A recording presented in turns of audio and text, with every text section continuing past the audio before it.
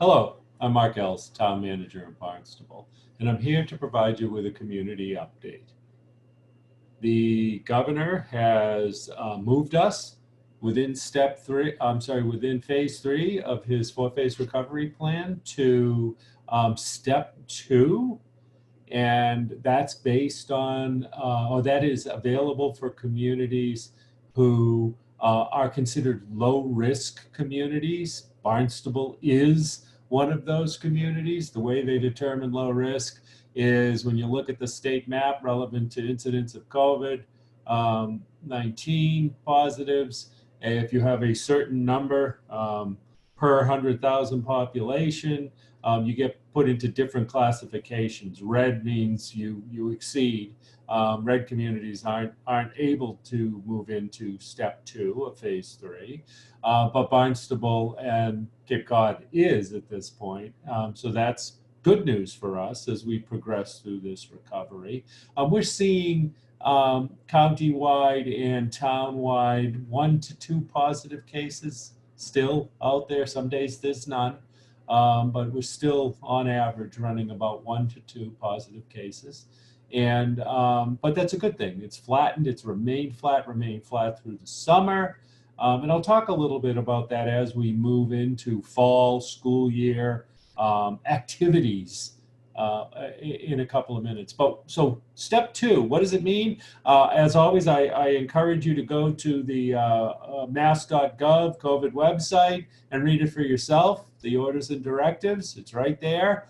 Certainly you go on the Town of Barnstable website as well. But looking at allowing for greater capacity for indoor and outdoor performance venues, things like arcades and recreation are all allowed now to begin to open with limited capacities. Fitting rooms in retail stores are now allowed. And, our gyms, museums, libraries, various types of driving and flight schools, for example, are all able to go to 50% capacity. So it's beginning to lift some of those constraints that were put upon us to try to adhere to the social distancing and the various protocols needed to keep this curve flat. So, but again, go in yourself, respective to your own lives and your family's lives or your business, and take a look at this, please, and read it. And then when you have questions, you can certainly call us, but certainly many of the answers you may need to talk to the respective state agency that established the particular regulation. So we'll take that as a good thing. We're moving back toward life. And what I was speaking to earlier, though, as recent as yesterday, as we go back out there and start to play youth sports, go to school, live in this step two environment where we're interacting with each other more, it is essential that we continue to follow the proper protocols with safe distancing, wearing a mask, hand cleaning, proper hygiene. It is critical that we do that. It's also important as we return to many of the activities that we had historically, been able to do, like play a sport, that when there are protocols in place that even go above and beyond that we follow them. Now, there isn't a vaccine for this yet. So a logical adult would say to themselves that as we interact more, we have more opportunity for exposure. And this virus still is out there. And therefore, we may come in contact with somebody, or we may even contract this virus. Yes, that's still the case. We have people who come to us panicked in many cases, alarmed that they've either come in contact with or participate in these expanded group activities, and they have potentially been exposed and therefore have to follow the protocol of quarantining. Yes, you do. Absolutely. And there's no way we can prevent that from occurring if you choose to go out and interact in life. And so we expect you to follow those protocols. And we cannot protect you um, as long as this virus is out there from completely avoiding um, potential exposure to it. And people actually act like we should be able to. The only way we can do that is for you to take personal responsibility. And if you are uncomfortable with yourself or someone you're responsible for, if you are uncomfortable with that potential risk, abstain from the activity until there is a vaccine that addresses this. That's the only way this is going to occur. And we are going to continue to recover.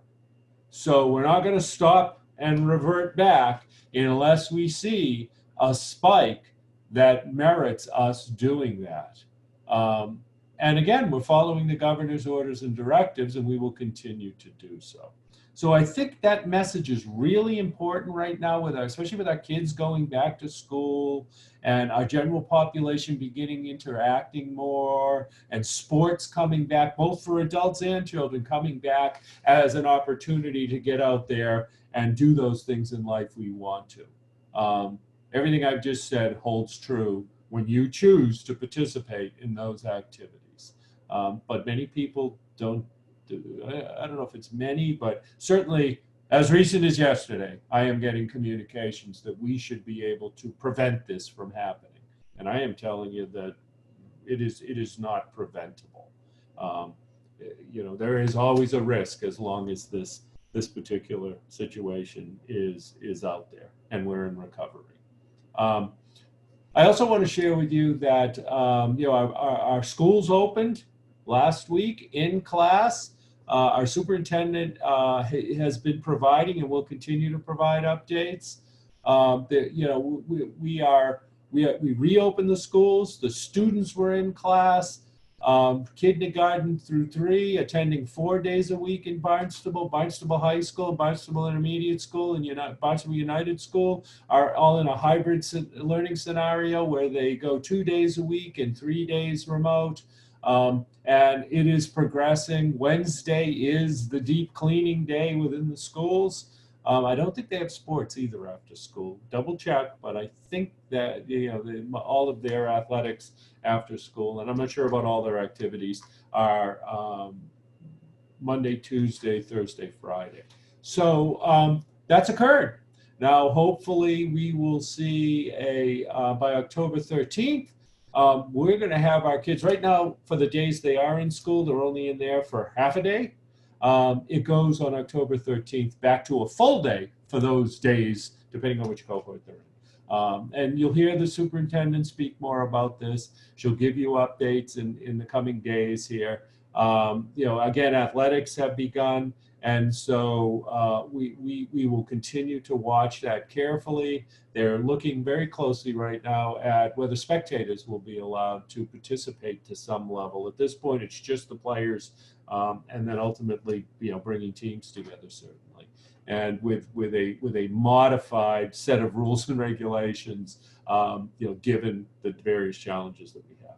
So all of this is progressing.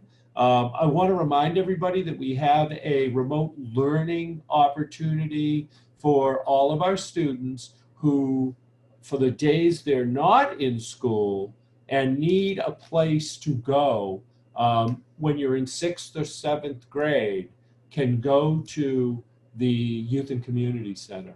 And I believe we have about 50 stations set up that fall under supervised control for those students who want to participate. And so please take a look at our rec brochure, call our recreation department of the Youth and Community facility, and ask questions about it. And it is income sensitive, relevant to whether a fee is charged for this service or not. So don't be afraid to call up, especially if you just say, yeah, I'd love to have my child go there, but I just don't have the means. Let us know that. We have secured support for this. So we're ready to move. We don't have many people enrolled at this point. We have reached out through the Barnstable Intermediate School to let parents know that this is available. So please take advantage of it. We're going to assess participation. If we, have a decent number of kids that come in, great, we'll continue it. If not, we'll have to reassess whether we offer it moving forward. So, again, please ask questions. Please adhere to the proper protocol. Please take personal responsibility in the decision making for you and your family relevant to what you want to participate in and what you'll abstain from. We cannot completely protect you as long as this virus is out there and there isn't a vaccine. And hopefully we will continue to progress the way we have, and we'll move into future phase 4 at some point, which basically reopens pretty much everything, though it will never be the same as it was prior to this happening, prior to March. The entire marketplace, the entire way we provide service, both public and private, has changed, and so I think everybody needs to understand that. I think that you all need to embrace it and therefore move forward, understanding that it is different forever now. And it doesn't matter if you're buying retail goods or if you're being educated in a public school. It has changed forever, and we're going to continue to work with our community to make sure that we achieve the same level of excellence in what we're providing, whatever the program or service is. So thank you for listening. Please ask questions. We're here, and I look forward to speaking with you in the near future. Thank you.